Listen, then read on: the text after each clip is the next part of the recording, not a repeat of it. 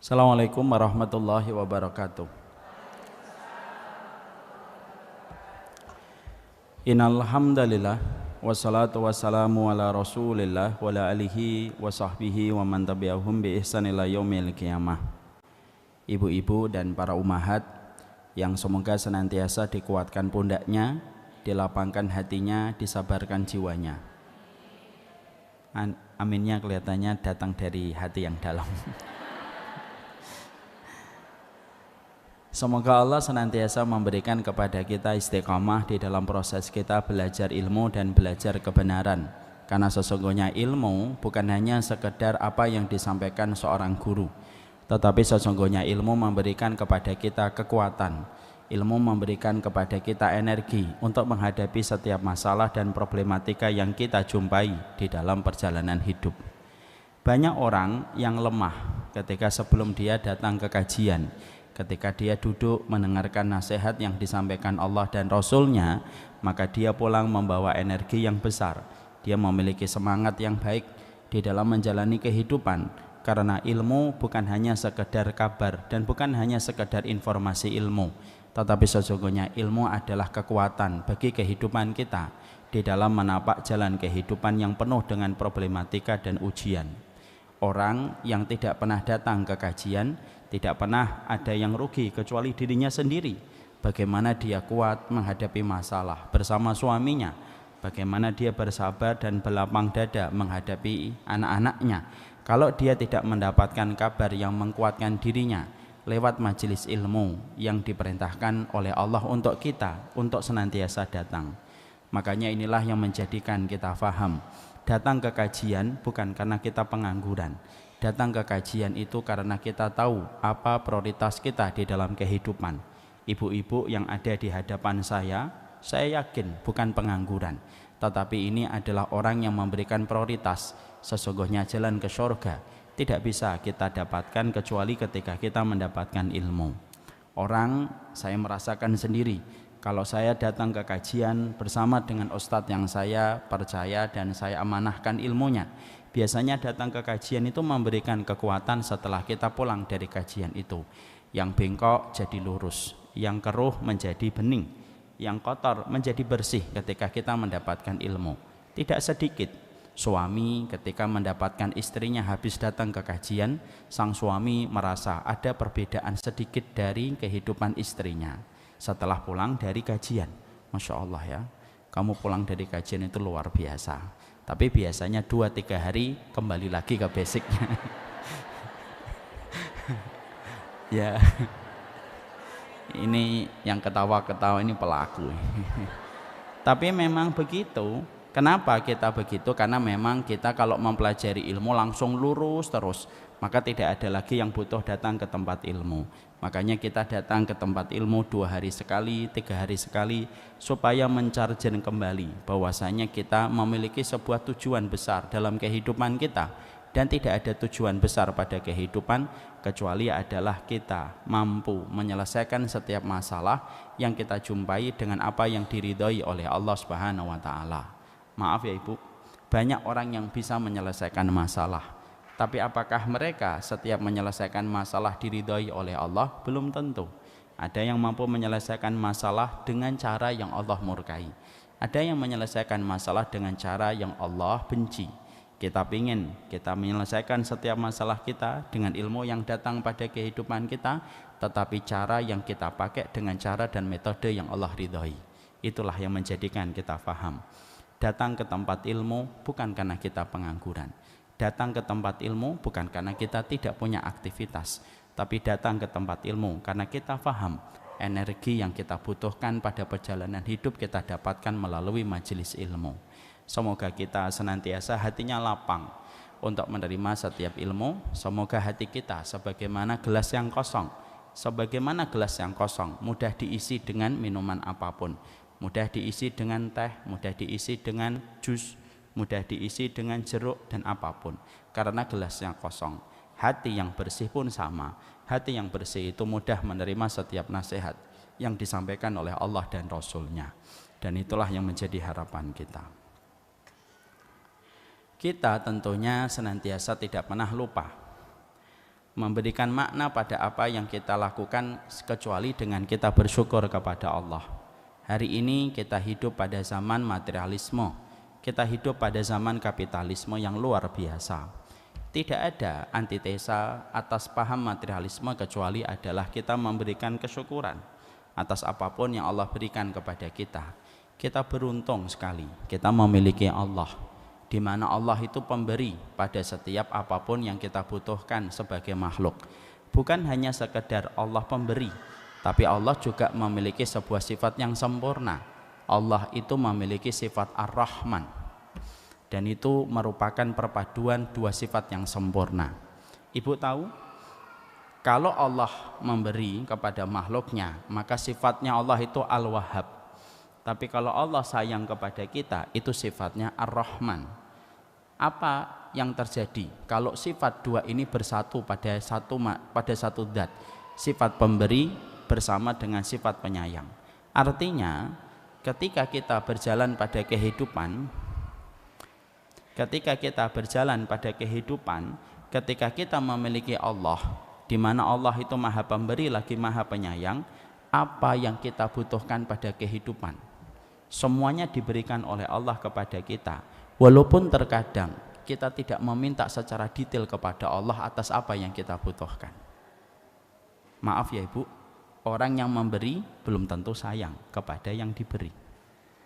Ketika Ibu memberikan hadiah kepada tukang kerupuk di pinggir jalan, apakah berarti Ibu sayang kepadanya? Belum tentu. Bisa jadi karena empati, tapi bukan karena sayang. Kita memberi kepada pengamen di pinggir jalan, apakah secara otomatis kita sayang? Belum tentu. Karena memberi terkadang beririsan dengan irisan yang berbeda dengan kasih sayang. Tapi beda dengan Allah.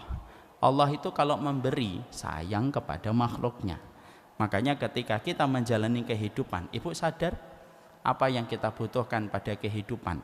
Kadang-kadang, bukan kadang, pasti Allah berikan kepada kita, walaupun kita tidak meminta secara detail.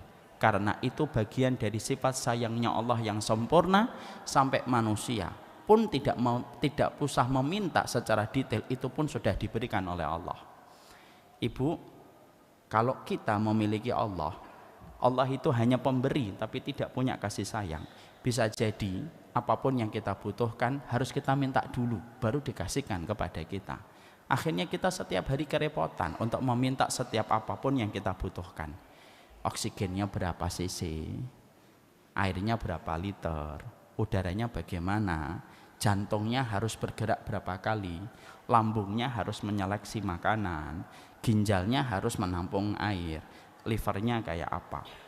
Kalau itu harus kita lakukan karena Rob yang kita sembah hanya punya sifat pemberi tapi tidak punya sifat kasih sayang, repot Bu kita, Bu.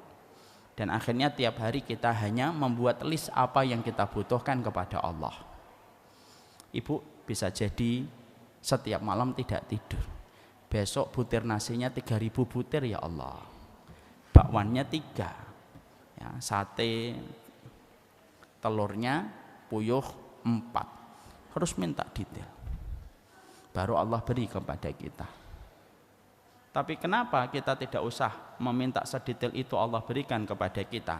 Air diberikan kepada kita, udara diberikan kepada kita, butir nasi diberikan kepada kita, surya, matahari dan mentari Allah berikan kepada kita tanpa kita minta. Karena Allah itu bukan hanya pemberi, tetapi Allah itu sayang kepada kita. Tadi malam ada nggak ibu yang mikir, ya Allah, besok jantung saya jangan sampai tidak berdetak ya Allah.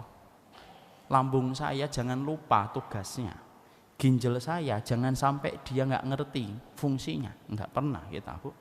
Malam kita tidur, paling kencang ibu scrolling, capek, letakkan handphone, tidur. Tapi semuanya Allah berikan ketika kita bangun.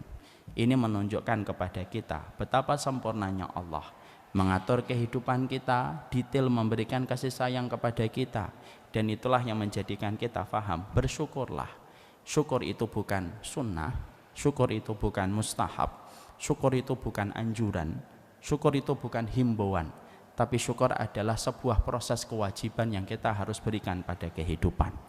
Saya kalau bersyukur, ibu kalau bersyukur, Allah tidak mendapatkan profit apapun dari kesyukuran yang kita berikan kepadanya. Apakah Allah bertambah kerajaannya gara-gara kita bersyukur? Kalla, enggak. Apakah Allah bertambah kekuasaannya ketika kita tambah bersyukur? Enggak. Kalaupun semuanya kita bersyukur, sama sekali tidak memberikan efek apapun kepada kerajaan Allah yang sudah sempurna. Tapi kenapa kita harus bersyukur, Ustaz? Karena syukur itu kembali kepada diri kita. Faman syakara fa innama yashkuru li nafsi. Siapapun yang dia bersyukur, sejatinya dia telah berterima kasih pada hidupnya sendiri. Karena hidup kita disetting oleh Allah, tidak merasakan ketenangan sampai kita bersyukur terhadap apa yang Allah berikan pada setiap perjalanan kehidupan kita. Inilah yang menjadikan kita bersyukur setiap waktu, setiap saat. Syukur atas suami, tidak usah kita membandingkan suami kita dengan siapapun, karena takdir Allah tidak pernah salah. Syukur atas istri, syukur atas anak, syukur atas mobil. Syukur itu gampang kalau kita melihat titik balik pada apa yang Allah telah berikan pada kehidupan kita. Syukur itu susah ketika kita parameter bersyukurnya melihat nikmat yang Allah berikan kepada orang lain. Kalau kita sudah bersyukur tapi melihat parameternya kepada nikmat yang Allah berikan kepada orang lain, sampai kita mendapati matahari terbit dari arah barat, kita pun tidak akan pernah bersyukur. Tapi syukur ketika kita melihat pada titik dalam pada kehidupan kita, di mana Allah sudah mengatur kita dengan pengaturan yang terbaik. Syukur itu gampang apabila kita paham betapa besarnya nikmat yang sudah Allah berikan kepada kita. Semoga kita menjadi hamba yang bersyukur kepadanya di dalam setiap urusan. Amin insyaallah. Aminnya nggak usah dirubah-rubah. Amin itu kalimat syar'i. Ya. Bolehlah pemilu tetap pemilu, tapi kalimat-kalimat syar'i tidak bisa berubah. Ya. Pemilu itu 5 tahun sekali, ya. Dan bersaudara itu tetap selama-lamanya, ya. Siapapun calon pasangan, siapapun calon paslon yang ibu pilih, tetap bersaudara. Betul atau tidak betul? Dan tidak usah sampai melampaui batas. Tidak usah sampai emosional. Memilih presiden itu pakai akal dan pakai nalar serta pakai logika kita. Jangan pakai perasaan. Istikharah sama Allah, berdoa sama Allah, minta kepada Allah supaya kita diberikan satu pemimpin yang membawa keberkahan dalam setiap urusan kehidupan kita. Salat istikharah, ya. Salat istikharah, salat 2 rakaat, ya. Dan itu setelah kita pilih sudah kita menghormati pilihan-pilihan yang ada, ya. Karena saya ingatkan ibu, sekuat apapun ibu membela paslon, sebentar. Jangan amin-amin aja. Sekuat apapun kita membela paslon, maka sesungguhnya yang paling sedih kalau kita meninggal dunia itu tetap keluarga kita. Yang mengurusi kita ketika meninggal dunia itu adalah keluarga kita. Yang mengiringi kita ke area kuburan itu tetap adalah tetangga kita. Bisa jadi paslon yang kita bela mati-matian, dia tidak akan pernah tahu kematian kita. Kalaupun tahu, mungkin dia juga tidak sempat untuk mendatangi kita. Makanya bersikap wajarlah, karena wajar itu membawa kebaikan. Apapun kalau sudah melampaui batas itu merusak. Ibu minum obat kalau sudah terlalu banyak tidak jadi penyembuh, tetapi justru penyakit. Dokternya ngomong, ini antibiotik ya Pak, siap 3 kali setelah makan. Ibu tidak cukup 3 kali, ibu minumnya 30 kali dalam 1 hari. Insya Allah ibu lewat, ya. Ya, jadi apapun itu sewajarnya saja, tetapi kita tetap bersaudara, insya Allah. Sembari kita meminta yang terbaik supaya kita dipimpin sama orang yang senantiasa membawa kebaikan, membawa keberkahan, bisa mengembalikan kekayaan sumber daya alam untuk menjadi milik besar kaum muslimin, tidak dikuasai 1 dan 2 orang, insya Allah. Saya kira cukup kajian kita. Ya. Saya pinjam pulpen, ada yang punya pulpen lebih ibu?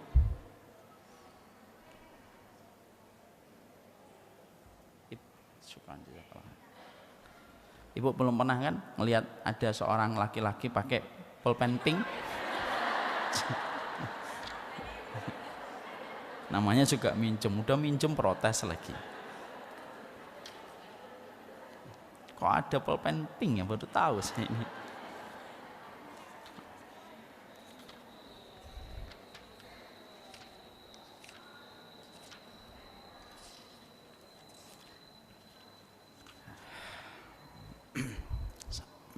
Kita mulai kajian kita. Saya akan memberikan sebuah ilustrasi yang sangat sederhana. Ibu, bagaimana perasaan ibu dan bagaimana perjalanan ibu? Kalau ibu saya perintahkan pergi ke satu tempat, tetapi saya tidak memberikan rute dan tidak memberikan petunjuk jalan untuk menuju kepada tempat yang saya perintahkan untuk ibu. Misalkan ada di antara ibu namanya Ibu Sri. Ibu Sri, ya, tolong pergi ke lokasi ini.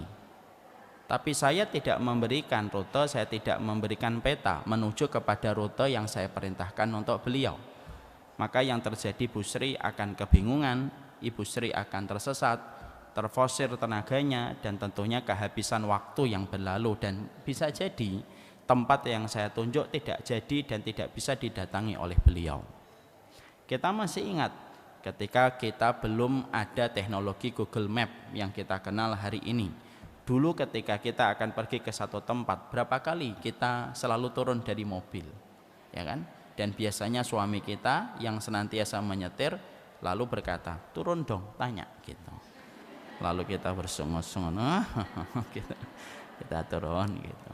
Pak, mana desa Sukajaya Pak? Lurus kanan kiri lurus, belok ke kanan, ya kan? Lalu kita naik kembali. Itu pun sudah disampaikan jelas, di perjalanan kita bingung kembali karena ada perempatan dan kita bingung ke kanan, ke kiri atau lurus. Berkali-kali kita harus turun baru bertemu dengan desa Sukajaya. Itulah kondisi kita ketika tahun 80-an. Ibu-ibu insya Allah angkatan tahun 80-an. Dan begitulah kisahnya kita. Ibu-ibu, begitulah kisah kita ketika kita pergi, ketika kita tidak memiliki map dan petunjuk yang menghantarkan kita kepada tempat yang kita tuju. Sama pula, begitulah pula Allah itu dengan sifat rahimnya. Allah itu ketika memerintahkan kita supaya kita selamat dari kehidupan di dunia menuju kepada kehidupan di surga, Allah itu memiliki sifat rahim. Ya, bedakan Rahman dengan Rahim. Kalau kita diberi rezeki, maka itu sifat Rahmannya Allah.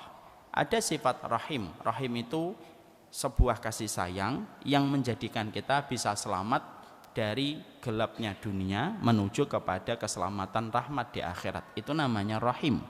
Quran yang Allah turunkan itu sifat Rahimnya Allah. Sunnah yang diajarkan oleh Nabi kita itu sifat Rahimnya Allah. Maka sifat rahimnya Allah yang menjadikan kita ketika diperintahkan kita untuk menuju kepada surga, Allah tidak memerintahkan kita untuk meraba jalan. Allah tidak memerintahkan kita untuk menebak rute mana yang harus kita datangi, tetapi dengan sifat rahimnya Allah yang sempurna, Allah itu memberikan kepada kita petunjuk apa yang harus kamu lakukan supaya kamu selamat dan kamu mendapatkan jalan menuju kepada surga. Itulah sifat rahimnya Allah. Makanya fungsinya Nabi hadir pada kehidupan manusia, dan seorang Nabi dan Rasul datang dari manusia biasa sebagaimana kita. Fungsinya itu apa? Memberitahukan kepada kita sebuah jalan menuju kepada surga dan memberikan kepada kita sebuah jalan dan memberikan keterangan kepada kita jalan apa saja yang menuju kepada neraka. Dan itulah yang menjadikan kita harus mengerti menuju surga itu harus selalu didatangi dengan ilmu. Berulang-ulang saya sudah sering menyampaikan, kalau kita kerja di sebuah perusahaan dan kantor yang bonafit, minimal kita itu harus punya ijazah S1 dengan jenjang pendidikan yang cukup panjang. 6 tahun SD, 3 tahun SMP, 3 tahun SMA, plus 4 tahun kuliah. Totalnya 16 tahun. Sampai akhirnya kita punya legalitas ijazah S1 melamar pekerjaan di Indosat, di Pertamina dan sederet perusahaan yang memiliki bonafit di dalam karir bekerja di tempat itu. Ternyata sekolahnya sampai S1.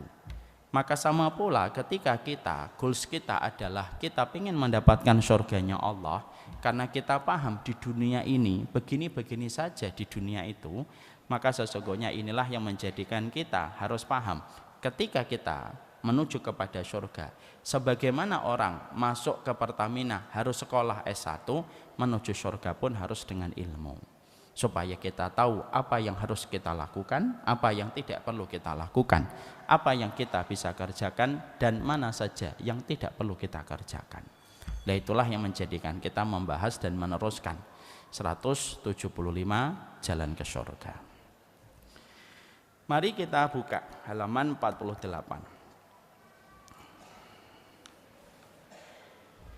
Kemarin kita sudah menyampaikan salah satu di antara anak tangga manusia ketika mereka menuju kepada perjalanan menuju kepada surganya Allah dan rahmatnya Allah yang maha luas, pada kehidupan setelah kematian kita sampai kita nanti dikumpulkan dalam kehidupan kampung akhirat kita tentunya paham bahwasanya manusia itu sangat membutuhkan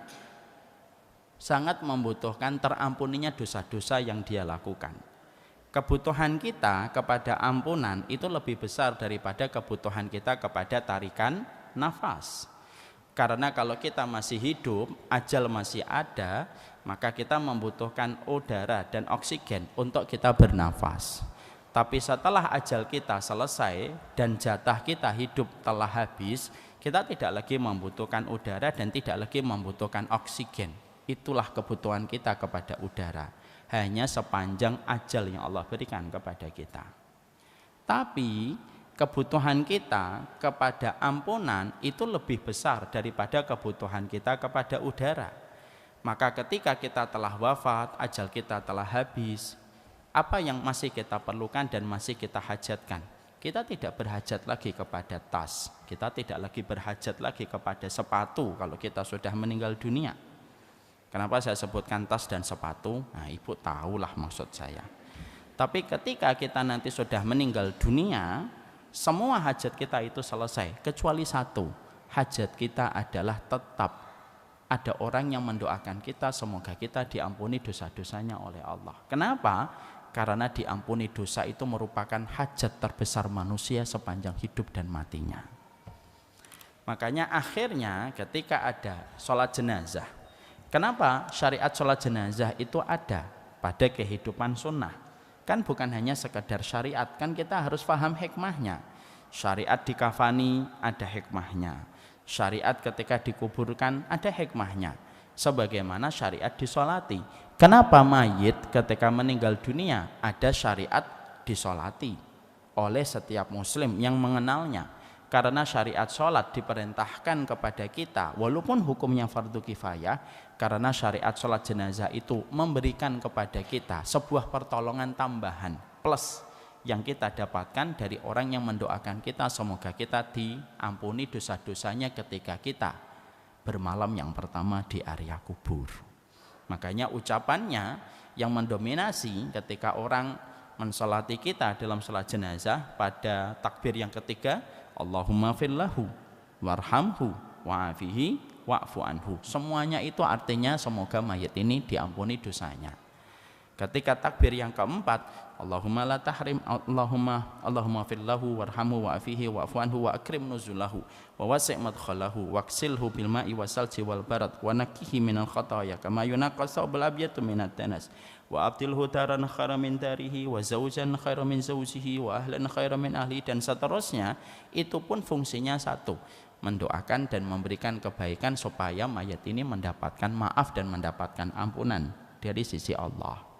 Itu menunjukkan kepada kita kebutuhan kita itu adalah kita dimaafkan sama Allah.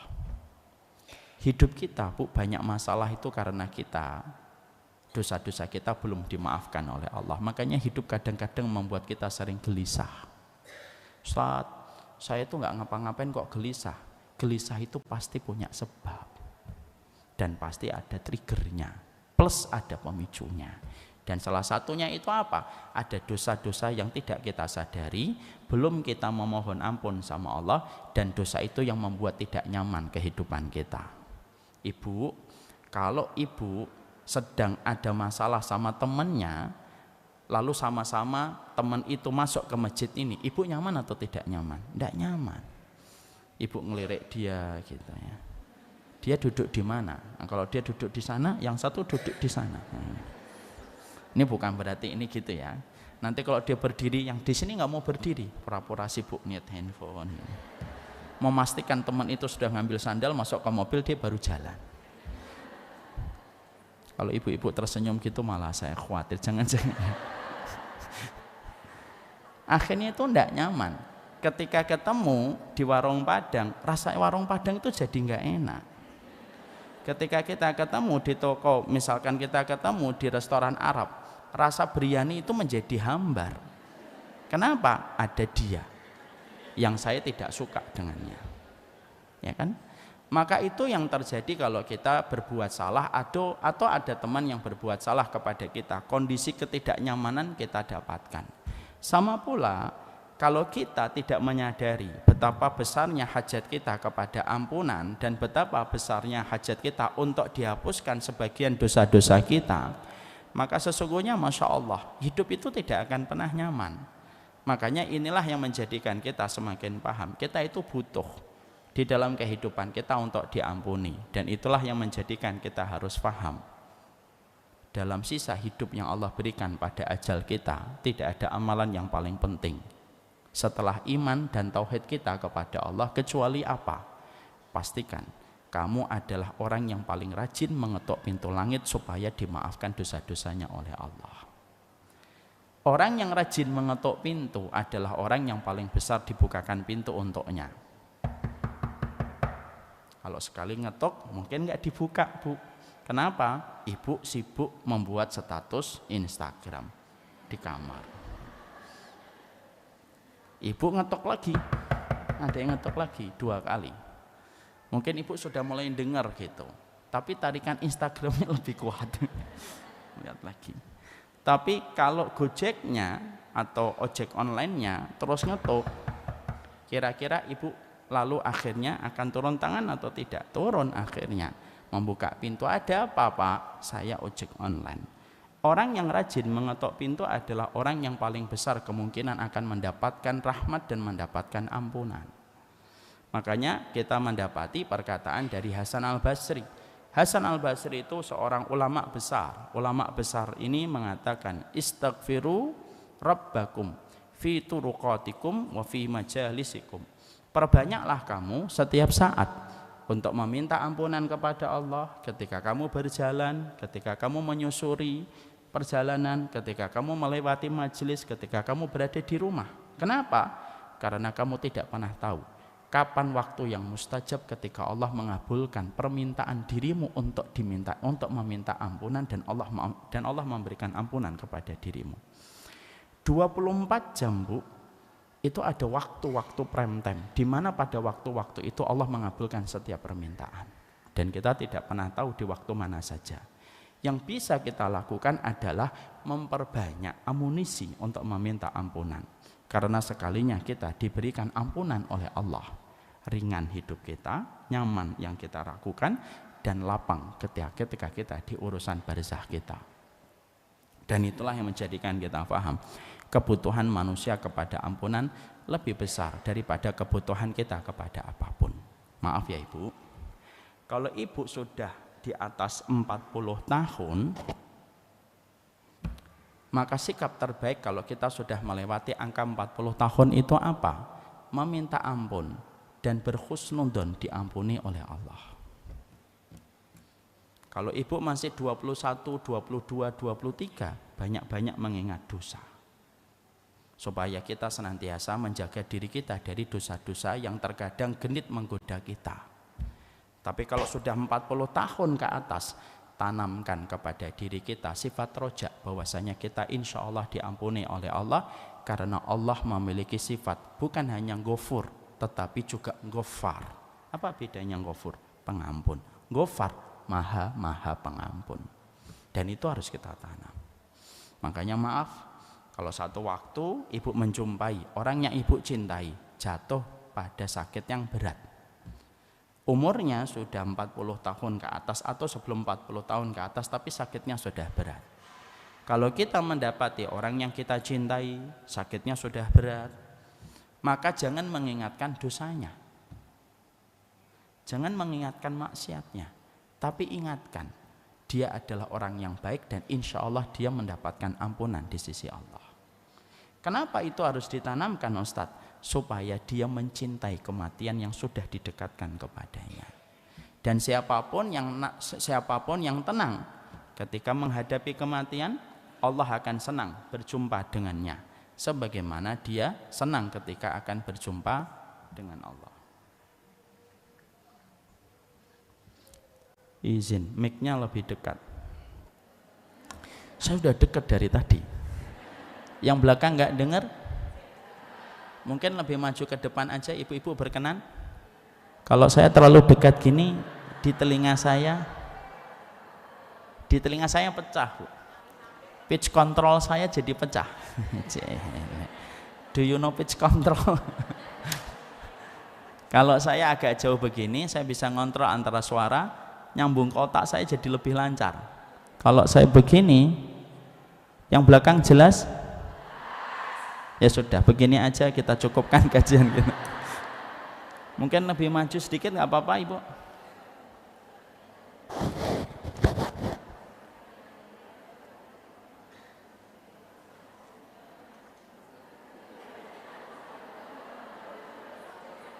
Nggak apa-apa sini. Nggak apa-apa, Ibu. Kenapa? Nggak apa-apa, Ibu, kalau terlalu dekat.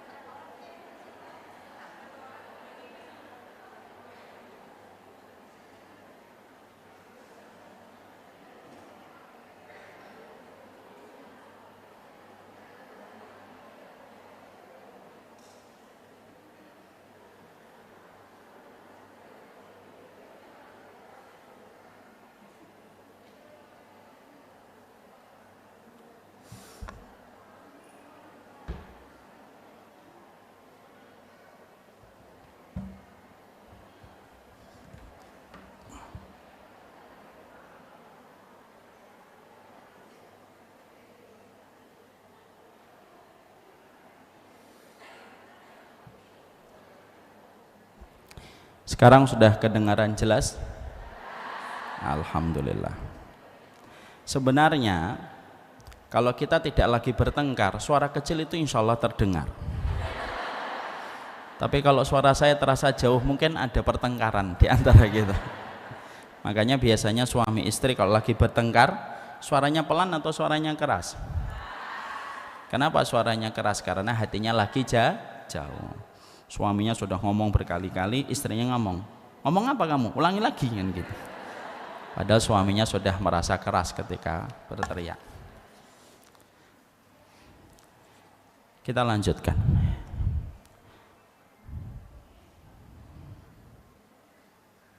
Sampai mana tadi?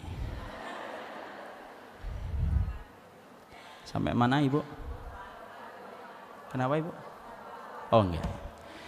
Maka ketika kita mendapati diri kita, orang yang kita cintai sudah berada pada sakit yang berat, sebelum dia menuju kepada proses sakaratul mautnya, ingatkan dirinya bahwasanya dia tidak boleh putus harapan, bahwasanya dia akan termasuk pada hamba yang diampuni oleh Allah dan insya Allah mendapatkan rahmat. Kenapa ini penting untuk kita ketahui, dan ini termasuk salah satu sunnah.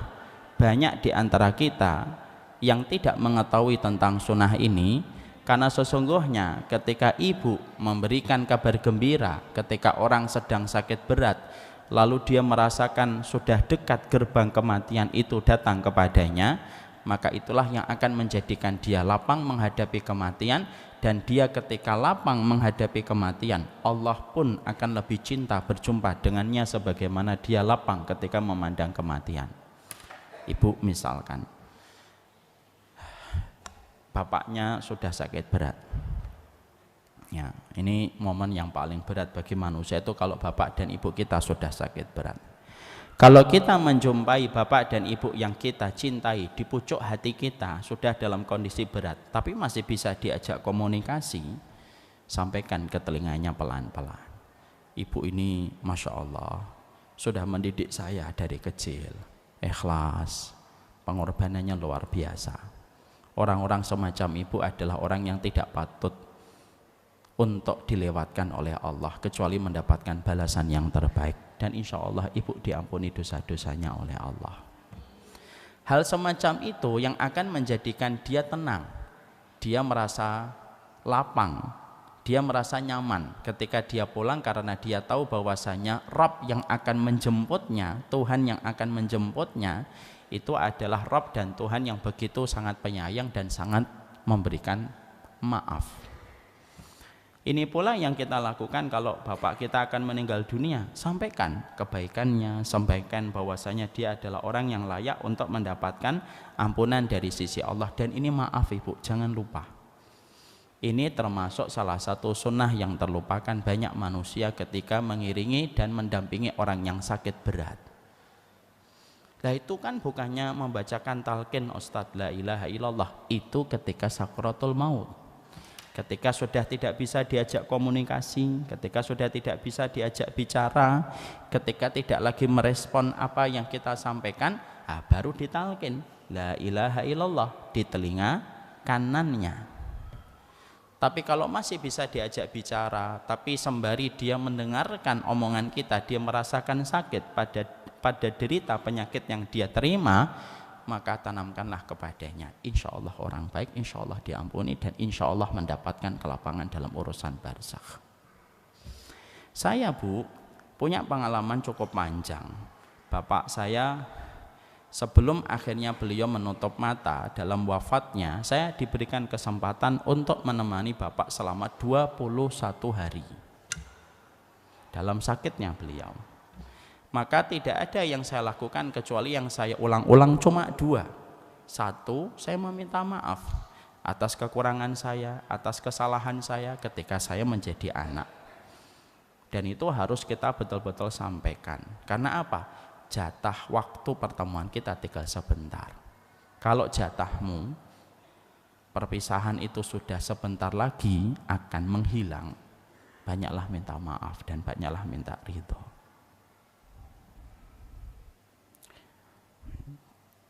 Semoga Allah ampuni seluruh orang tua kita.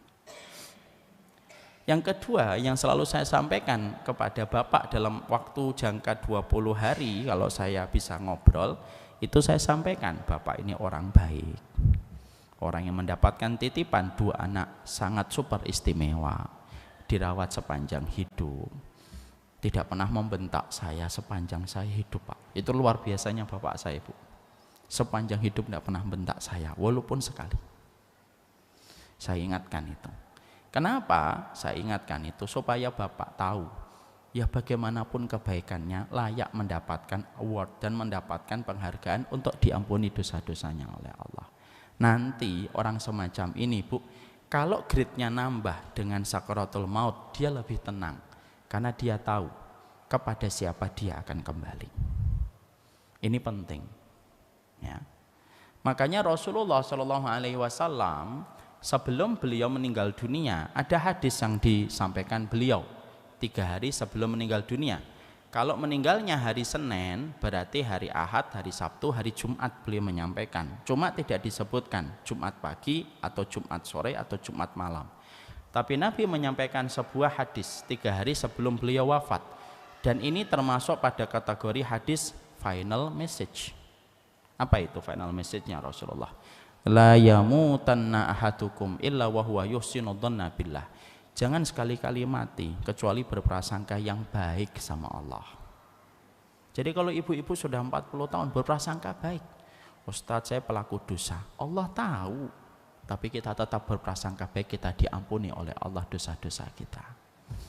Yang sudah 40 jangan lagi memikirkan adab, yang kita pikirkan adalah rahmat. Kalau masih muda 20 tahun yang dipikir adab, yang dipikir tentang siksaan Allah yang keras.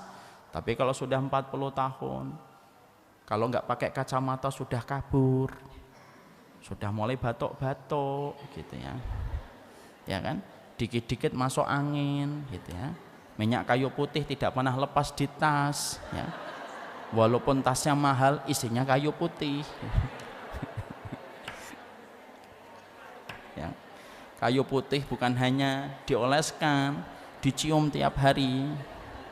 Sudahlah Bu, kita tidak usah menentang seleksi alam. Kayu putih itu dihadirkan oleh Allah untuk kita sebagai sebuah peringatan.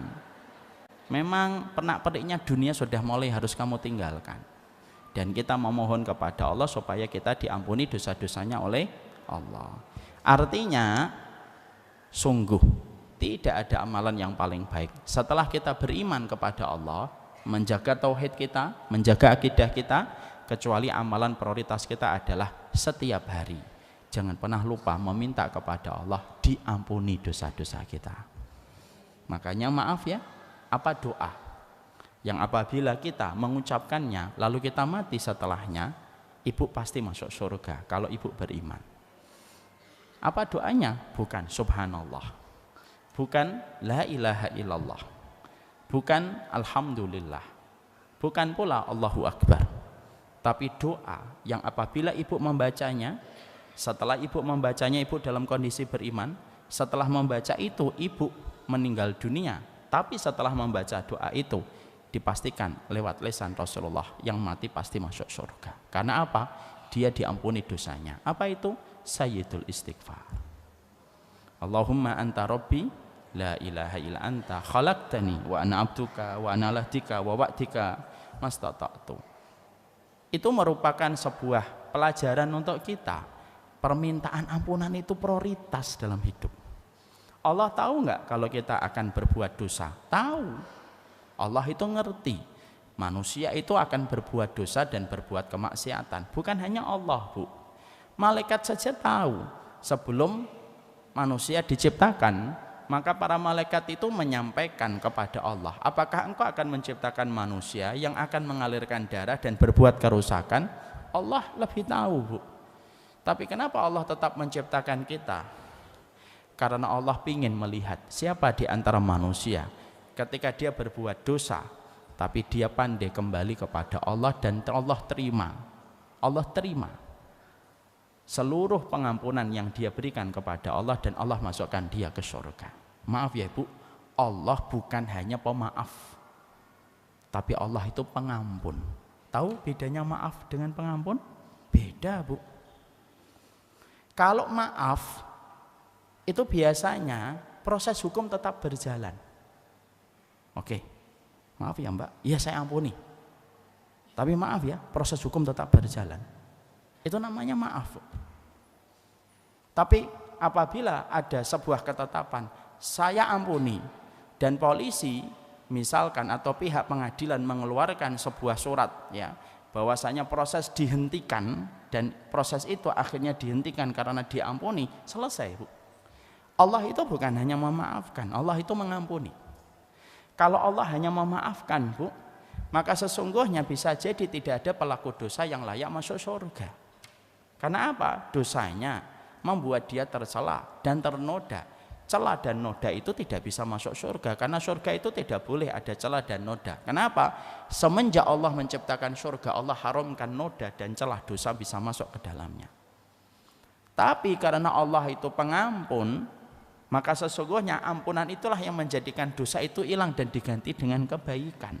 Makanya salah satu pintu di surga bukan hanya sholat, bukan hanya puasa, tapi salah satu di antara 8 pintu surga. Ada pintu sholat, ada pintu puasa, ada pintu sedekah, ada pintu jihad, ada pintu memaafkan, ada pintu aiman, ada pintu ridho, dan ada pintu taubat.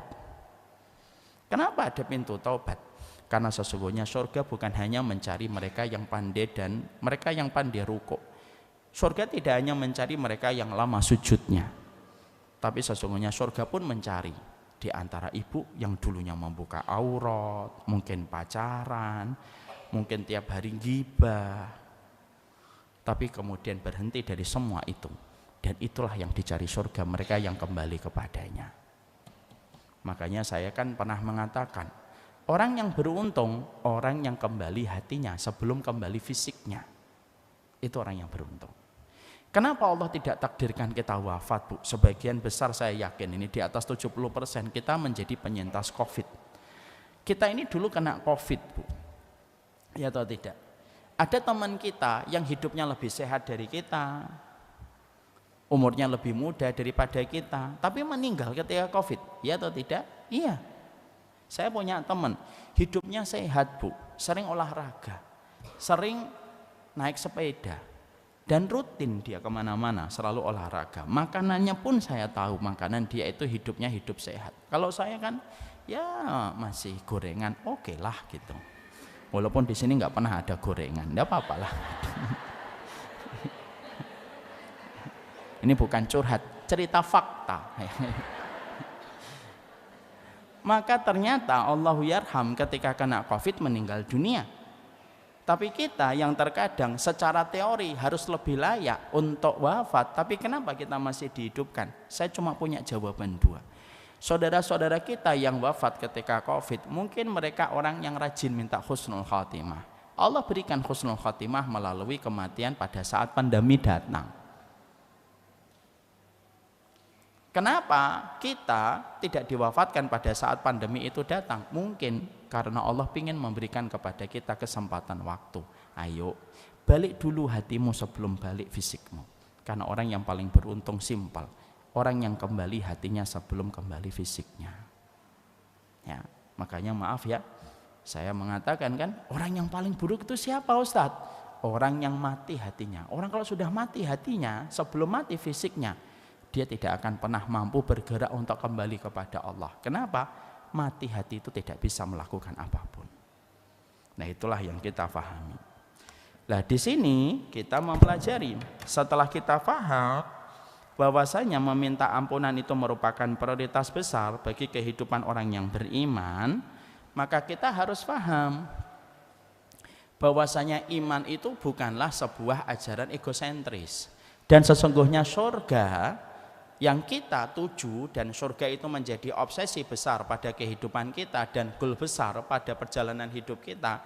Surga itu bukan hanya mengkondisikan setiap orang yang ingin mendapatkan surga hanya fokus dia yang minta ampun, tapi bagaimana setiap para penempuh jalan ke surga dia rajin meminta ampunan, tapi dia juga memiliki amalan plus di samping amalan itu. Apa amalan itu? Sampingnya dia rajin meminta ampunan untuk saudara-saudaranya. Kenapa ini harus dilakukan? Supaya menyempurnakan pundi-pundi kebaikan kita. Kalau kita tidak hanya rutin meminta ampunan kepada diri kita, tapi kita rajin pula memintakan ampunan untuk saudara-saudara kita, Masya Allah, ibu akan mendapatkan kebaikan. Sebanyak orang yang ibu mintain ampunan, sebanyak itu pula Allah memberikan ampunan kepada kita. Sebanyak orang yang beriman yang kita doakan supaya diampuni dosa-dosanya oleh Allah. Itu yang paling baik, Bu. Ibu boleh sebel, ibu boleh marah sama kelakuan orang, tapi ibu tidak boleh mengharamkan dia bahwasanya bisa jadi dia satu waktu mendapatkan ampunan di sisi Allah. Makanya sifat orang beriman itu apa? Memintakan ampunan. Kadang-kadang kita benci sama orang atas perlakuannya dan perbuatannya, tapi kadang-kadang bisa jadi kelakuan orang itu kita ikut memiliki andil atas kelakuan orang itu. Kenapa? Karena kita tidak pernah mendoakan. Makanya akhirnya di sini dibahas, kalau kamu ingin sempurna menuju kepada surga supaya diampuni oleh Allah, salah satu triknya supaya kamu mudah diampuni oleh Allah itu apa? Doakanlah orang sebanyak-banyaknya untuk diampuni oleh Allah.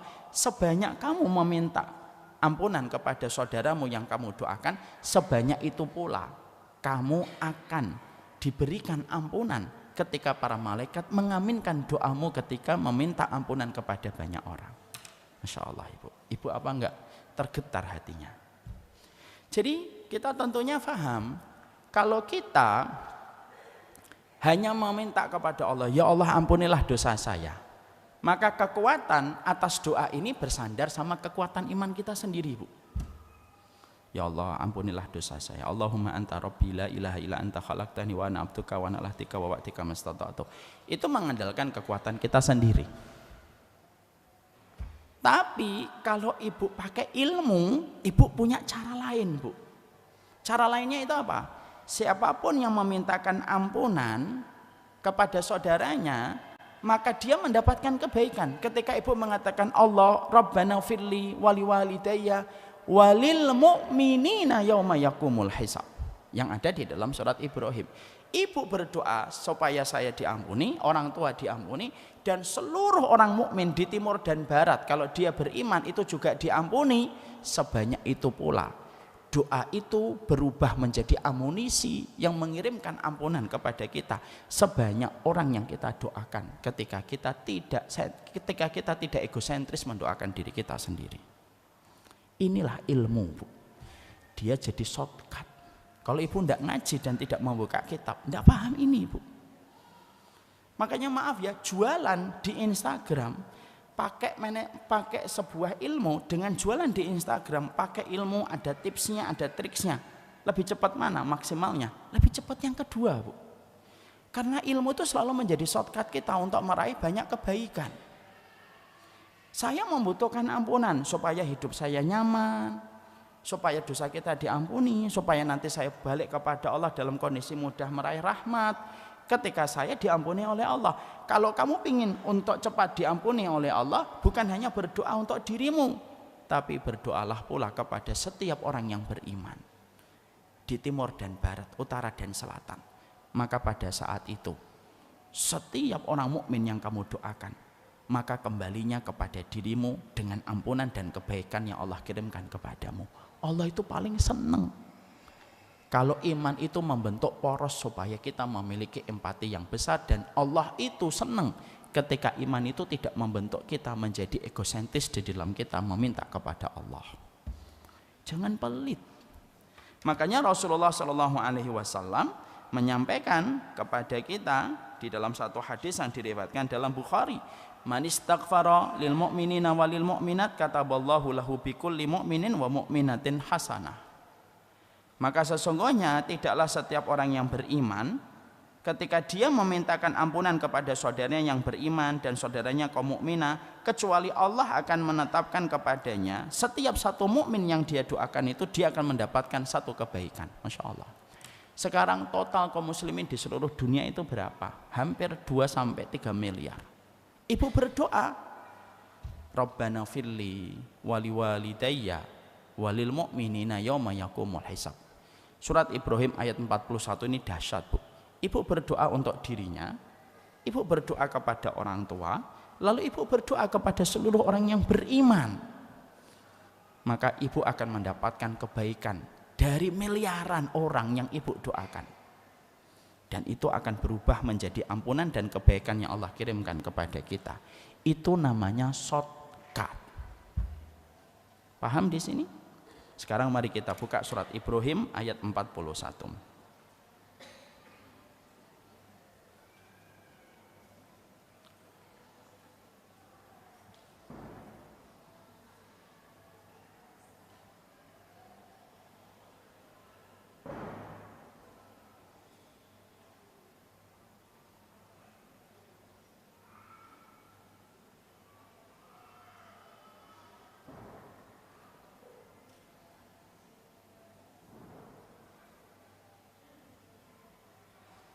Sudah ketemu? Coba dibaca Ibu.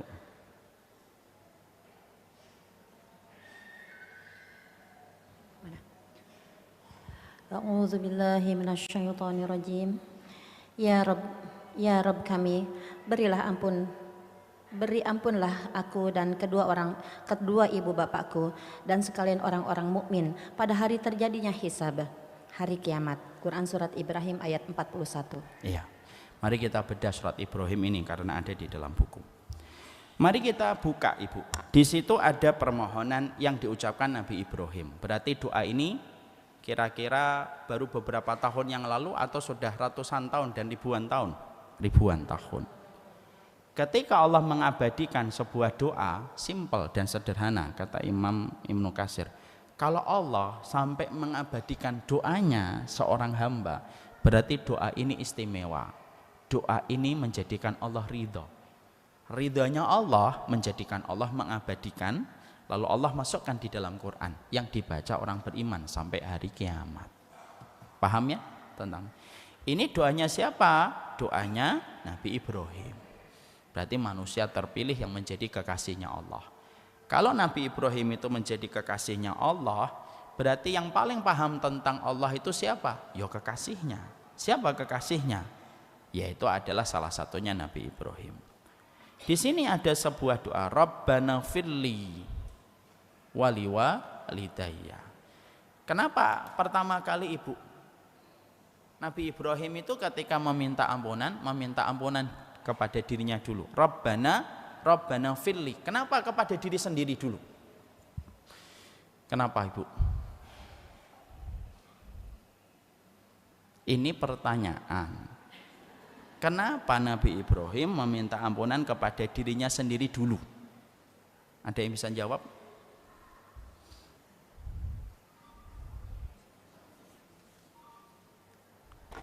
Nah ini kayak yang membuat saya sedih itu kayak gini nih.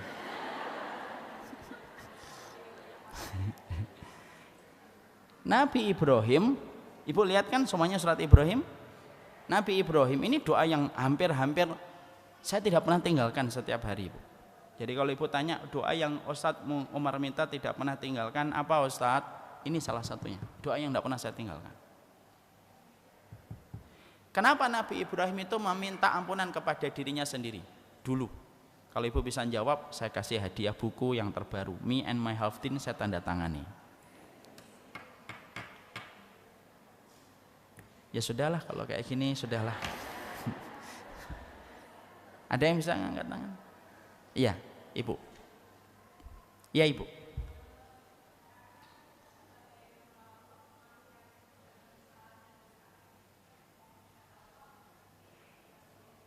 Kenapa?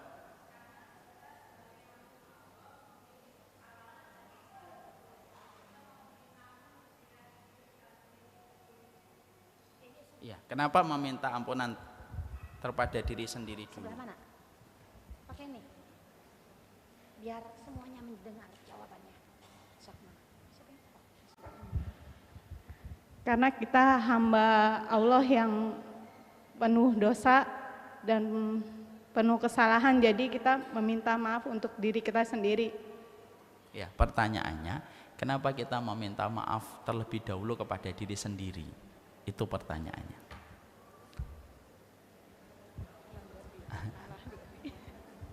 Di situ ada berapa permintaan? Ya Allah, ampunilah saya, ampunilah orang tua saya, dan ampunilah orang yang beriman. Pertanyaan saya cuma simple dan sangat sederhana. Kenapa meminta ampunan kepada diri kita lebih dulu diletakkan daripada kata orang tua dan orang-orang yang beriman? Angkat tangan dulu. Angkat tangan dulu. Ya.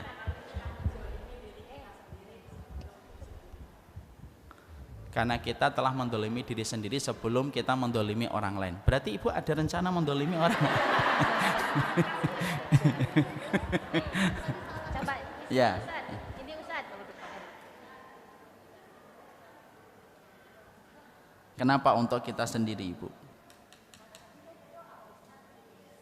Ya makanya saya tanya Ibu. Ibu jangan marah sama saya nanya.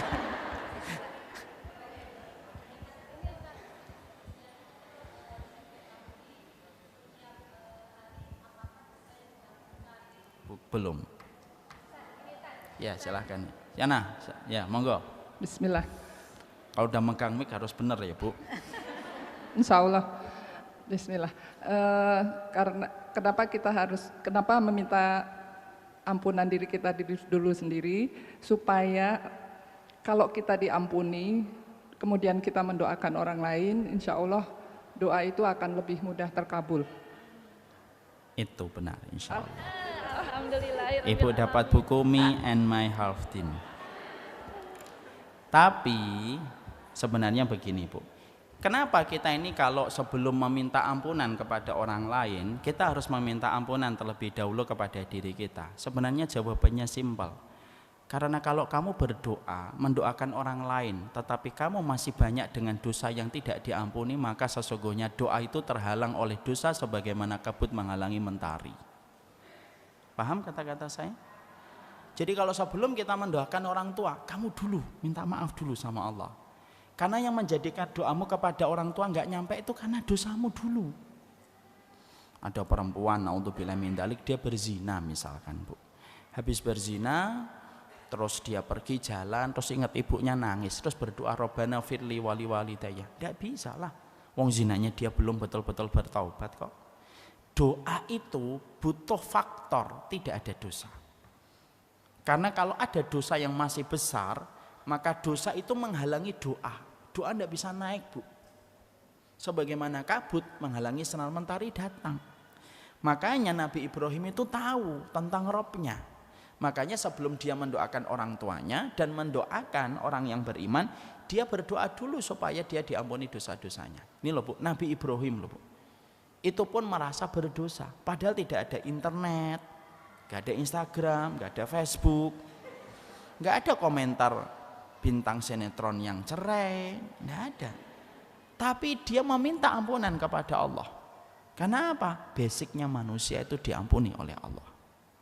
Paham di sini, Bu? Makanya kalau ibu berdosa, orang tua sudah meninggal dunia, kasihan, Bu.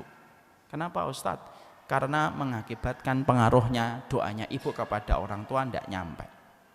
Dalam kitab Ar-Ruh oleh Imam Ibnu Qayyim, dalam kitab Ar-Ruh, Imam Ibnu Qayyim itu berkata, walaupun perkataan ini masih ada perdebatan di antara para ulama, ternyata menurut Imam Ibnu Qayyim, orang tua kita yang sudah meninggal dunia itu diperlihatkan oleh Allah amal perbuatan anak-anaknya. Jadi kalau dia melihat anak-anaknya minum khamr, orang tuanya tahu. Walaupun sebagian ulama tidak menetapkan perkataan ini, karena terjadi perbedaan para ulama. Tapi Imam Ibnu Qayyim mengatakan itu yang terjadi. Makanya Masya Allah kan, tidak ada sebuah hadiah terindah untuk setiap orang tua kita kalau sudah meninggal terutama, kecuali apa? Jadilah anak yang solih dan anak yang solihah. Kadang-kadang ibu taat sama suami itu bukan karena suami, karena ibu tahu ibu dan bapak saya sudah meninggal dan jalan surga saya itu tergantung sama suami. Kalaupun dia belum bisa baik, urusan dia dengan Allah. Tapi saya tetap harus berbuat baik. Kenapa? Supaya kriteria kesolihan seorang wanita saya dapatkan, supaya doa saya kepada ibu dan bapak di kuburan nyampe. Makanya Imam Ibnu Qayyim itu berkata, kalau orang tua sudah meninggal, diperlihatkan amalan anaknya. Ini loh, amalan anak yang kamu tinggalkan. Kenapa diperlihatkan? Karena itu termasuk apa yang diusahakan orang tuanya dulu ketika hidup. No, anakmu zina, anakmu tidak pakai jilbab, anakmu makan riba, orang tuanya sedih. Karena kenapa itu diceritakan? Kalau kata Imam Ibnu Qayyim, karena termasuk amal yang dulu diusahakan orang tuanya ketika hidup. Sekali lagi ya Bu, ini masih khilaf di antara para ulama. Benar atau tidak? Tapi setidaknya memberikan kepada kita sebuah perenungan. Kalau orang tua kita sudah meninggal, sudah. Tidak usah kakean pola, tidak usah banyak gaya. Taat saja sama Allah, supaya orang tua kita dapat aliran doa yang nyampe kepada mereka, karena kita rajin meminta ampunan kepada Allah. Ini kan Rabbana firli. Terus wali walidayya, dan kepada orang tua kita yang sudah meninggal dunia. Ibu tahu Saya tanya lagi, ada hadiah lagi yang bisa. Orang tuanya Nabi Ibrahim itu beriman atau tidak beriman? Nah, tidak beriman. Loh kok didoakan? Kan katanya mendoakan orang yang sudah dalam kondisi tidak beriman, kalau sudah meninggal dunia kan tidak bisa didoakan. Kapan kita boleh mendoakan orang yang tidak beriman? Kita masih boleh mendoakan kalau dia masih hidup. Kalau sudah meninggal dunia, boleh nggak kita mendoakan? Tidak. Pertanyaan dari saya.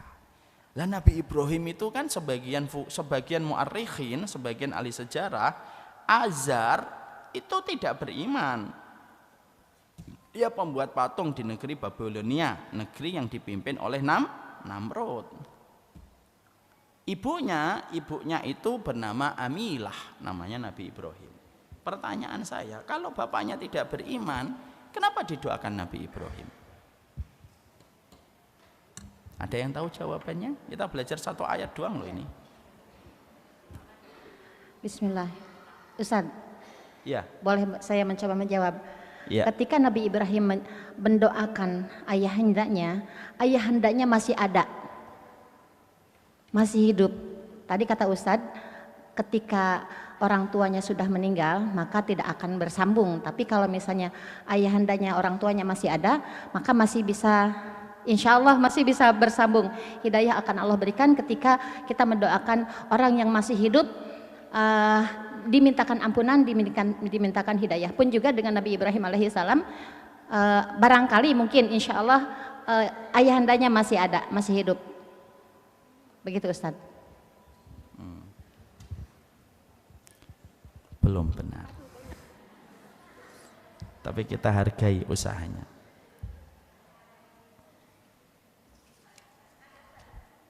Ya, Ibu. Bismillahirrahmanirrahim. Karena kewajiban kita sebagai seorang anak adalah mendoakan orang tuanya. Tidak juga. Iya, Ibu. Ada yang mau, ada Ustaz? Iya, silakan. Semua orang jawab pasti ada yang benar salah satu.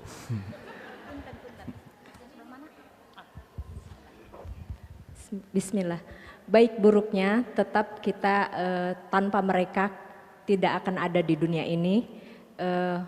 Kewajiban kita tetap mendoakan terus dan terus. Insya Allah Allah akan ampuni dosanya. Tetap itu orang tua kita. Tanpa mereka kita tidak akan ada. Ibu, maaf, Ibu paham tadi pertanyaan saya?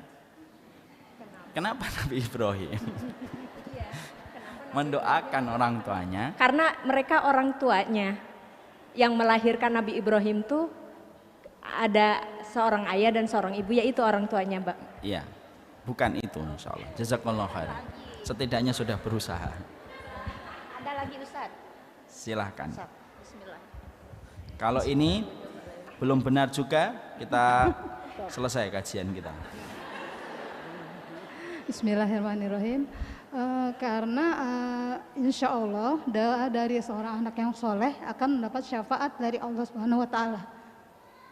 Syafaat itu, objek syafaat itu harus orang yang beriman, Bu. Kalau nggak beriman nggak bisa dikasih syafaat. Kayak Abu Thalib, karena dia tidak beriman nggak bisa dapat syafaat. Insya Allah Nabi Ibrahim beriman. Jadi dia mendoakan Saya ngomong orang. bapaknya.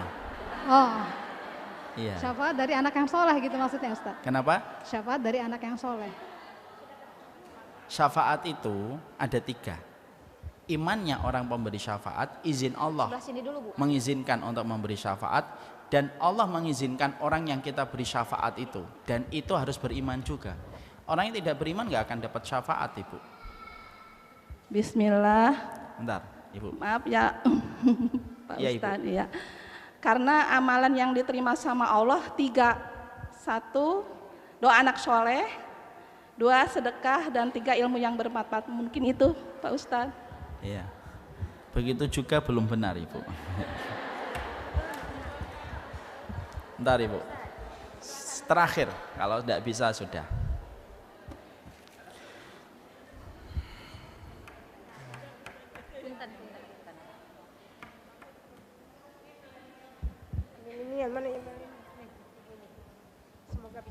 Bismillahirrahmanirrahim. Semoga Nabi Ibrahim berharap bapaknya mendapatkan taufik dan dijauhkan dari kemusyrikan. Enggak, Ibu.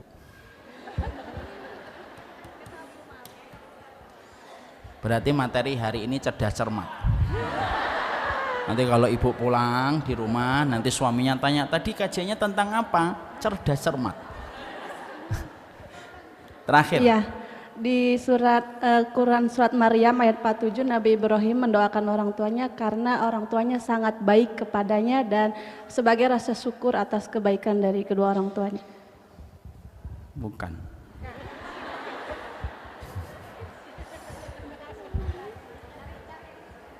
Assalamualaikum, Bismillahirrahmanirrahim. Assalamualaikum. Nabi Ibrahim mendoakan orang tuanya semata-mata karena ikrar yang telah diucapkan kepada oleh Nabi Ibrahim. Tapi setelah mengetahui orang tuanya adalah musuh bagi Islam, maka Nabi Ibrahim berlepas diri kepadanya. Ulangi lagi, Bu. Nabi Ibrahim mendoakan kedua orang tuanya karena semata-mata ikrar yang telah diucapkan oleh Nabi Ibrahim, tapi setelah mengetahui orang tuanya adalah musuh bagi Islam, maka Nabi Ibrahim berlepas diri padanya. Hampir tapi belum. Saya tutup, sudah. Terakhir, sudah Ibu. Sudah. Tapi yang terakhir boleh, insya Allah dapat hadiah. Yang paling rojih Ibu, yang paling kuat, kenapa Nabi Ibrahim mendoakan orang tuanya padahal orang tuanya tidak beriman? Sebagian ahli tafsir itu mengatakan yang tidak beriman itu bapaknya, ibunya namanya Amilah, kata Ibnu Asakir di dalam kitab tarikh, kitab sejarah. Ibunya Nabi Ibrahim itu beriman. Jangan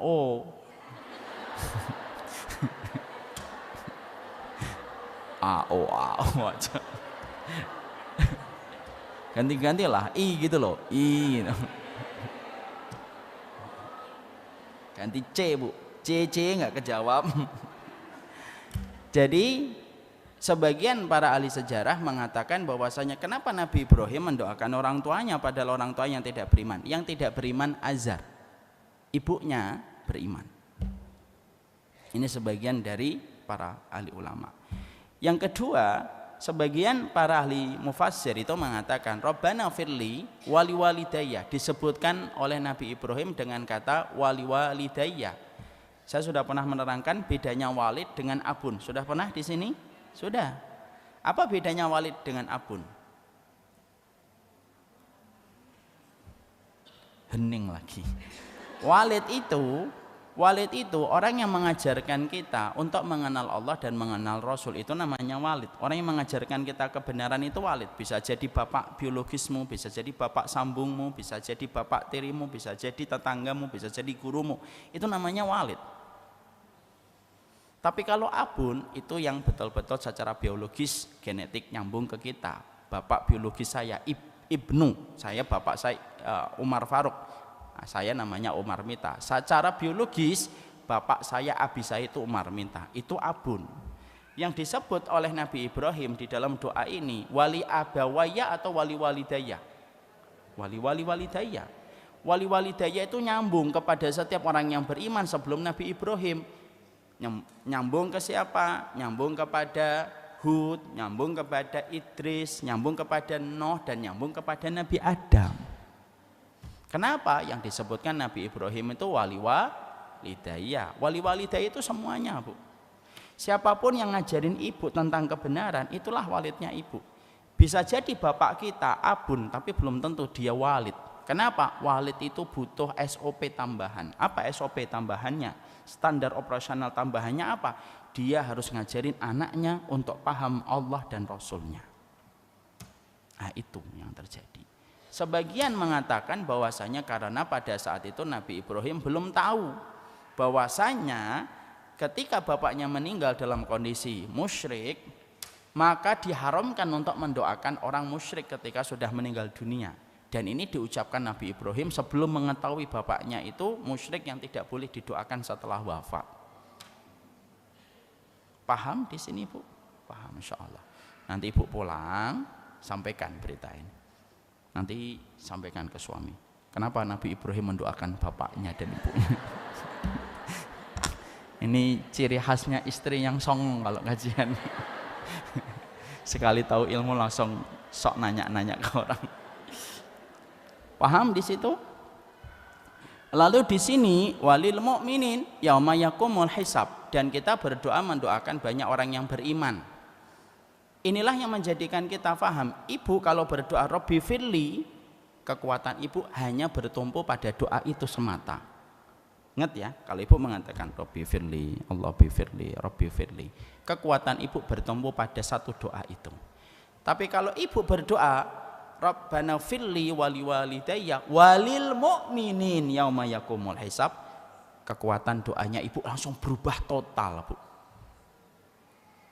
Maka seluruh orang mukmin yang ibu doakan yang tidak ibu sebutkan satu persatu, maka akan menjadi tambahan istighfar untuk ibu dan menjadi tambahan kebaikan. Kalau berdoa itu begitu. Jadi kalau kita di sini bareng-bareng, ya Allah, semoga yang kumpul di majelis ilmu hari ini diampuni dosa-dosanya oleh Allah. Contoh ini ya. Maka sebanyak orang yang hadir pada kesempatan hari ini akan memberikan ampunan kepada ibu. Itulah rahmatnya Allah, dan rahmat Allah itu murah kalau kita paham ilmunya. Kenapa orang tidak sampai kepada rahmatnya Allah? Tidak punya ilmu. Kenapa ada penjual, kenapa ada pebisnis sukses di Instagram, dia ngomong jualan di Instagram itu gampang kok, saya aja per bulan dapat 100 juta. Kenapa dia bisa ngomong gampang? Karena punya ilmu.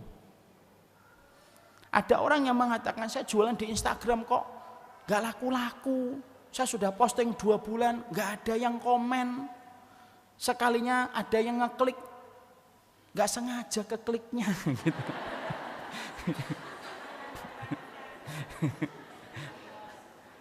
Nggak jual-jual barang saya, ya karena kamu nggak ngerti ilmunya. Kapan posting, strategi posting itu kayak apa, hurufnya kayak apa, audionya kayak gimana. Karena kita nggak ngerti ilmunya jadi susah.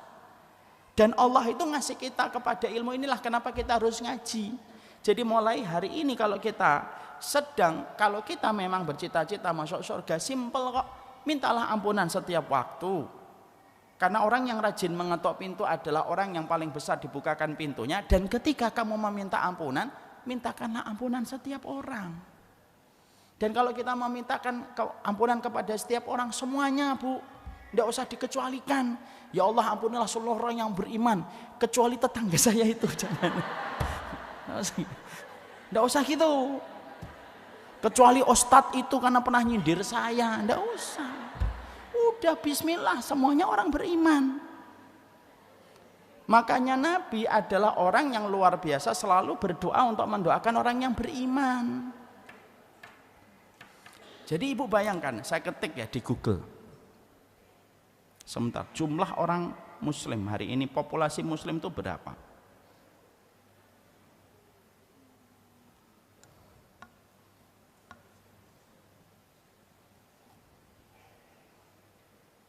$2,19 miliar, Bu.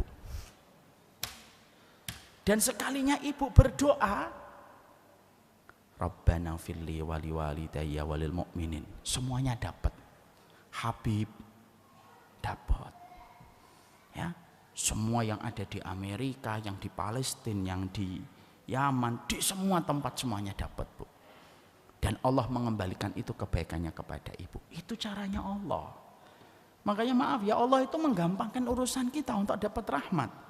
Ya, makanya kalau kita tasbih setiap hari saja, Bu, ibu kalau tasbih setiap hari, kan Allah mudahkan kan untuk kita kalau kita tasbih, Bu.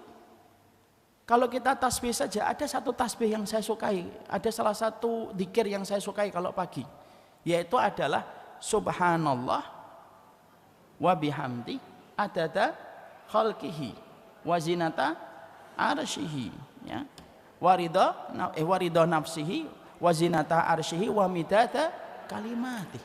Ibu kenapa? Ibu tahu nggak kenapa saya senang banget dengan dzikir ini? Karena dzikir itu simpel, Bu. Subhanallah wa bihamdi adada khalqihi. Ya Allah, maha suci Engkau, ya Allah. Pujian hanya kepada Engkau. Sebanyak jumlah makhluk yang kamu ciptakan di alam. Jadi kalau ibu pengen zikir, kadang-kadang capek, letih, ngucapin itu sudah mendapatkan doa sebanyak makhluk yang diciptakan oleh Allah di atas muka bumi ini, Bu. Adada khalqihi, coba. Wa ridha nafsihi, wa zinata arsyihi, wa midada kalimatih. Itu loh, lihat caranya Allah gampangkan kita untuk dapat rahmat tuh kayak gitu, Bu. Jadi kalau kita kadang-kadang letih itu kita ngucapin, ya Allah astagfirullah, saya mohon ampun sebanyak makhluk yang kau ciptakan di atas muka bumi, bismillah. Setelah itu istirahat. Dihargai itu oleh Allah. Ya cuma jangan terus-terusan kayak gitu terus gitu ya. Ustadz, kok habis sholat cepet? Ya, subhanallah saya 33. Nah, subhanallah berapa kali? Subhanallah adada khalqihi, Allahu akbar adada khalqihi. Ya jangan gitu. Itu namanya nyari gampang. Tapi kalau kadang-kadang kita lagi lelah itu kayak gitu, Bu. Saya itu ketika membaca zikir pagi itu beberapa puluh tahun yang lalu, sekitar 15 tahun yang lalu ketika masih di pondok, 20 tahun yang lalu masih di pondok, itu saya tuh bayangkan, ya Allah, Allah itu saking mulianya ketika memberikan kemudahan kepada kita tuh kayak gitu. Kenapa kita kaum muslimin jarang tahu betapa privilege yang Allah berikan kepada kita luar biasa? Karena kita tidak pernah mempelajari ilmunya. Jadi mulai hari ini kita balik ke rumah, didoakan terus orang yang beriman terus setiap waktunya. Dan itulah kunci. Allah akan memberikan kebaikan besar dalam kehidupan kita. Paham Ibu? Paham Ibu-ibu? Insya Allah. Mari kita coba menghafalkan surat Ibrahim 41. Nanti kalau pulang setidaknya kita bisa melazimi doa itu. Rabbana ighfirli wali walidayya walil mu'minin yauma yakumul hisab. Sudah hafal? Belum insyaallah. Rabbana ighfirli wali walidayya walil mu'minin yauma yakumul hisab. 3 kali. Rabbana ighfirli wali walidayya walil mu'minin yauma yakumul hisab. Insyaallah. Ibu 3 kali, ibu didoakan 2,19 miliar 3 kali. Coba, siapa yang paling sayang sama kita kalau bukan Allah? Siapa yang paling memudahkan kita untuk mendapatkan rahmat dan surga kecuali Allah? Tapi kita yang suka membodohi dan mendolimi diri kita dengan kebodohan. Hafalkan, diucapkan, karena itu hal yang harus selalu kita lazimi. Dihafalkan ya Bu, nanti jangan sampai Ibu ndak hafal. Ini termasuk doa yang harus kita prioritaskan. Kalau insya Allah kita ucapkan setiap waktu, insya Allah nanti kita bisa hafal. Jangan sampai nanti kalau di atas sajadah karena menghafalnya tidak serius, Rabbana ighfirli. Apa? Itu kan. Saya ada punya pengalaman, Bu. Kisah nyata ini. Saya dulu ada salah satu jamaah saya menikah. Ada bapak-bapak yang diundang pernikahan beliau. Pergi sama saya satu mobil. Sepanjang jalan dia itu menghafalkan doa. Ngapain Pak Komat Kamit? Ngafalin doa Ustaz. Doa apa? Doa yang kita ucapkan kepada pengantin mempelai. Apa doanya? Barakallahu laka wa baraka alaika wa jama'a bainakuma fi khair. Sepanjang jalan barakallahu laka wa baraka alaika wa jama'a bainakuma fi khair. Kita ngobrol dia masih megang barakallahu laka. Turun, saya tanya, sudah hafal Pak? Sudah Ustaz, siap insyaallah. Akhirnya. Pas ketika akhirnya acara walimah selesai, beliau di depan saya memang akrab dengan beliau. Ya Pak, di depan saya Pak, bismillah ya Pak, bismillah. Hafal Ustaz? Hafal insyaallah. Jalanlah kita. Di depan dia berdoa. Dan ketika berdoa, hafalannya hilang, Bu. Barakallahu laka. Barakallahu laka. Pengantinnya sudah nungguin. Barakallahu laka. Ya, saya mau ngaminin gitu. Ya sebentar. Barakallahu laka gitu. Saya ketawa aja di belakang. Lah beliau ketika saya mau bantu, dia ngomong, Ustaz, jangan saya dibantu. Enggak, saya nggak bantu. Akhirnya Bu, ketika sudah mencoba 4 kali 5 kali tidak hafal-hafal, pengantennya karena banyak sekali tamu yang antri, pengantennya yang ngomong, sudah Pak, barakallahu laka wa baraka alaika wa jama'a bainakum fi khair. Nah itu katanya. Padahal dia pengantennya yang harusnya mendapatkan doa. Artinya itu kisah nyata. Kisah nyata memberikan kepada kita sebuah faedah. Doa itu kalau kita lazimi tiap waktu, insya Allah di luar kepala. Di luar kepala itu artinya hafal baik, insya Allah. Barakallahu fikum, ini yang dapat saya sampaikan dalam pertemuan hari ini. Ibu, saya ingin menyampaikan sebuah informasi. Tadi saya sudah minta izin kepada panitia. Insya Allah Ibu, Samila intensif. Samila intensif, insya Allah akan menyelenggarakan dengan Samila series. Samila series kemarin sudah selesai. Samila series yang ke-8, Me and My Half Team. Alhamdulillah pesertanya sampai 7.500. Samila series itu diselenggarakan 6 bulan sekali. Dan Samila series kita yang ke-9 adalah The Art of Life. Karena hidup perlu dinikmati dengan cara yang Allah ridhoi. Tapi selain Samila series, kita akan menyelenggarakan yang dinamakan Samila intensif setiap bulan. Ibu tahu, Samila intensif insya Allah di bulan Februari akan mengambil tema 30 surah cinta Allah kepada wanita. Dan ini free Bu, free. Ibu akan mendapatkan kajian selama 30 hari secara online. Setiap satu harinya tidak panjang, mungkin 30 sampai 40 menit. Dan insya Allah ini merupakan kelas free tetapi cita rasanya premium insya Allah. Ibu silahkan mendaftar. Sekarang hari ini pendaftarannya sudah sampai di angka 12.000 orang yang mendaftar. Dan Ibu segera mendaftar karena ini bisa untuk menambah wawasan kita tentang bagaimana kita memahami seluk-beluk dunia wanita. Ini udah ada posternya Ibu?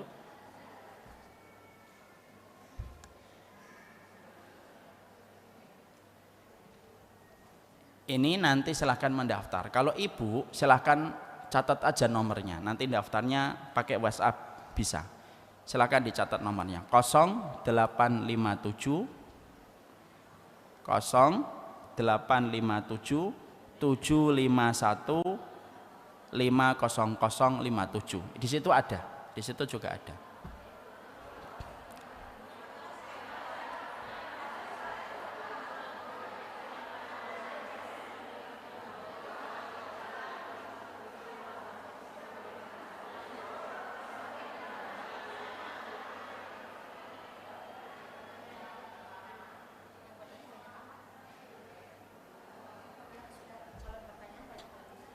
Saya nggak tahu ya Bu, nomor ini kemarin sempat di take down sama WhatsApp karena jebol Bu, karena banyaknya pendaftaran. Tapi saya nggak ngerti apakah ini masih sudah bisa untuk dipakai lagi atau tidak. Tapi ada satu nomor yang insya Allah bisa dipakai. Silahkan dicatat aja. Jadi nanti ada 2 nomor, nomor ini dan nomor yang saya akan 0857 751 500 57. Silahkan share Bu ke sebanyak-banyaknya saudara Ibu, kerabat Ibu, teman Ibu, karena insya Allah acaranya bermanfaat untuk kita sebagai seorang wanita.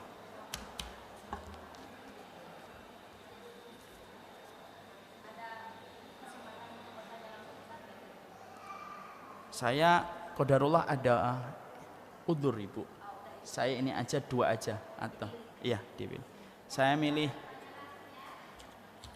ini ya, ini tolong disimpenin untuk bulan depan.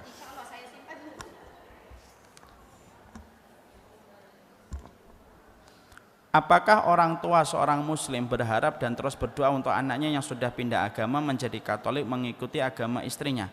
Selama anak Ibu dalam kondisi dia masih hidup, kalau kondisinya masih hidup boleh didoakan kapan saja, dan boleh didoakan untuk kembali dapat hidayah sampai dia masuk Islam.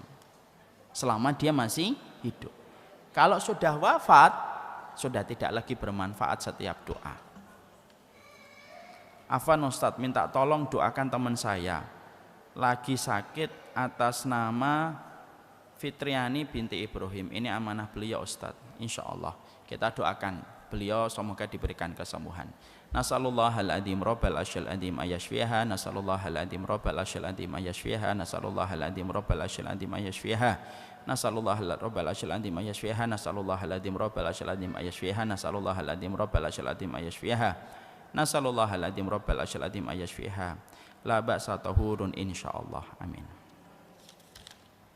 Saya mau tanya, apa yang harus kita lakukan di saat kita mendapatkan cobaan, dan apa yang harus dilakukan apabila anak yang sangat tidak peduli dan melupakan kita sebagai orang tua? Ini ibu harus mendengarkan kajian kita beberapa bulan yang lalu. Kita sudah membahas tentang bagaimana anak ketika mereka terlibat hutang pengasuhan. Sudah atau belum? Sudah. Tolong dicek, kalau tidak salah videonya masih banyak di YouTube. Bagaimana kalau kita mendapatkan cobaan? Sebenarnya hikmah dari setiap cobaan itu apa sih? Supaya kita kembali kepada Allah, kembali sama Allah. Obatnya dari musibah yang kita dapatkan dari makhluk, maka obatnya itu hanya datang dari Sang Khalik. Mendekatlah kepada Allah setiap waktunya.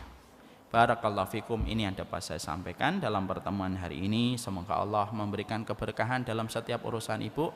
Dan saya juga menyampaikan ibu, bagi ibu-ibu yang pingin atau masih punya orang tua gitu, yang kita harapkan supaya setiap orang tua kita tahu bagaimana cara menghadapi manajemen usia tua dan usia senja dengan cara yang diridhoi oleh Allah, silahkan mengikuti salah satu kegiatan Syamila yang diselenggarakan secara offline yang dinamakan Syamila Wisdom. Syamila Wisdom ini akan kita selenggarakan setelah pemilu sekitar tanggal 13 atau 14, yaitu 2 hari 1 malam di hotel yang ada di Jakarta.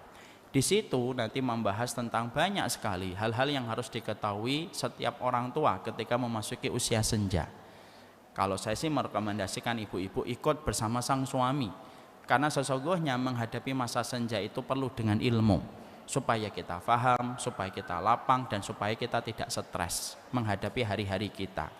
Ikuti Syamila Wisdom. Bagi yang ingin mendaftar secara offline langsung, mungkin di depan ada salah satu santri-santri yang siap menerima pendaftaran dan bisa memberikan informasi. Barakallahu fikum, ini yang dapat saya sampaikan. Ini jazakallahu khair. Saya terima kasih atas semuanya, dan semoga kita saling mendoakan dalam kebaikan. Saya mendoakan seluruh ibu-ibu dan bapak yang ada di sini, semoga diampuni dosa-dosanya oleh Allah. Dan saya tidak kecualikan untuk yang lain, semuanya insya Allah diampuni. Barakallahu fikum, ini yang dapat saya sampaikan. Wassallallahu ala nabiyina Muhammad. Subhanakallahumma wa bihamdika asyhadu an la ilaha illa anta astaghfiruka wa atubu ilaik. Kira-kira masih hafal surat Ibrahim 41? Ayo kita tutup. Rabbana firli waliwa. Masya Allah. Biasanya yang hafal doa itu biasanya ada 2 momen. Satu, ketika menjawab WhatsApp, bisa jawabannya banyak. Kenapa? Doanya auto text. Itu yang pertama. Yang kedua, biasanya hafal doa itu kapan? Ketika melafadzkannya bareng-bareng dengan banyak orang. Apa? Nanti kalau sudah seorang diri, disitulah ujian terbesar hidupnya. Saya sudah selesai, Ibu. Ya, biasanya kalau keluar majelis ilmu, yang lebih dulu gurunya atau muridnya? Jawabnya yang ikhlas. Saya kira begitu. Assalamualaikum warahmatullahi wabarakatuh. Waalaikumsalam warahmatullahi wabarakatuh. Alhamdulillah, jazakallahu khairan kepada Ustadz yang sudah menyampaikan pelajarannya untuk kami semua. Insya Allah ilmu yang sangat bermanfaat. Ibu-ibu yang dirahmati Allah. Sebentar Ibu, tadi yang dapat hadiah Ibu nanti ngambil di meja di depan ya. Syukran. Ibu yang tadi mendapat